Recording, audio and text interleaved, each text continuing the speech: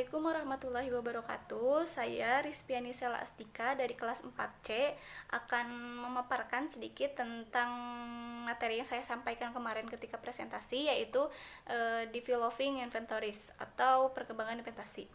Developing inventories ini adalah bagian dari integrating national dan functional meaning with grammar, tematik, konten, dan leksis.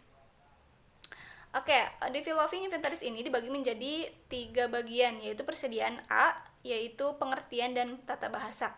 Pengertian dan tata bahasa ini ada 2 tujuan, yaitu semua topik tata bahasa untuk dipikirkan selama kursus, diatur dalam urutan yang sesuai untuk pembelajaran, dan untuk generalisasi yang dapat dikembangkan di sepanjang jalan. Nah, yang kedua yaitu daftar kategori nasional untuk dipikirkan selama kursus. Kedua daftar yang terpisah ini kemudian digabungkan ke dalam unit-unit yang terdiri dari gagasan dan struktur. Nah, yang kedua yaitu persediaan B, yaitu persediaan tema dan topik. Tujuan utamanya ada 2, yaitu untuk memberikan kontekstualisasi budaya yang sesuai untuk materi bahasa dalam silabus. Nah, yang kedua yaitu untuk memotivasi minat dengan menggunakan topik yang relevan, menarik bagi kelompok pelajar tertentu. Nah, inventaris ini sangat penting dan pada akhirnya dapat membuat atau menghancurkan kursus dalam hal keberhasilannya di kelas. Jadi inventaris bagian itu sangat penting dalam keberhasilannya di kelas. Nah, yang ketiga yaitu inventaris C, yaitu fungsi sosiokultural.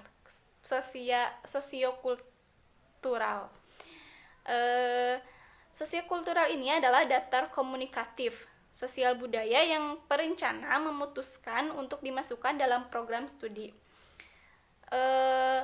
Yang perlu diketahui oleh para perancang dari suatu teks referensi adalah mengikuti informasi tentang setiap tindak tutur yang mereka putuskan untuk dimasukkan dalam rencana khusus.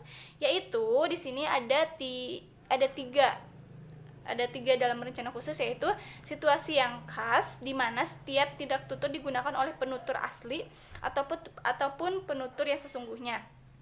Sebagai contoh, situasi khas di mana penutur asli bahasa Inggris cenderung meminta maaf, mengeluh, atau memuji pendengar. Nah, yang kedua yaitu sejauh mana tindak tutur berubah dalam bentuk atau pemilihan ucapan tertentu menurut peserta yang ikut serta. Nah, yang terakhir yaitu ucapan yang paling sering digunakan oleh penutur asli untuk melakukan tindak tutur ini dalam pengaturan formal ataupun informal. Nah, penelitian sosiolinguistik tampaknya jauh dari memiliki jawaban komprehensif untuk pertanyaan-pertanyaan ini. Tampaknya mudah untuk menggunakan inventaris A untuk perancangan kerangka, dan kemudian memberikan padding dan daging unit untuk inventaris B dan C. Apakah perencana memilih untuk memulai dengan inventaris A, B, ataupun C?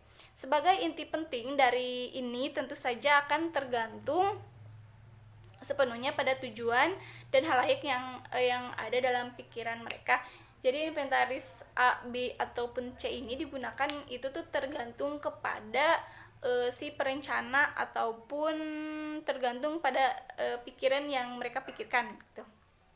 Nah, yang terakhir di sini saya juga membahas tentang tampilan distrik atau the district view.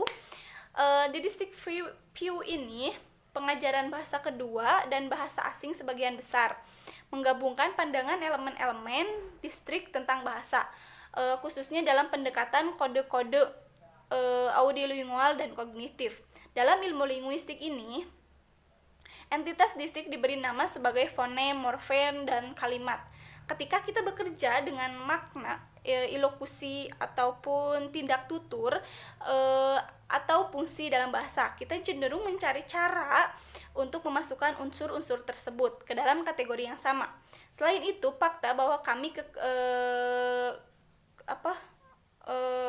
fakta bahwa tampilan distrik ini memang sangat diperlukan dalam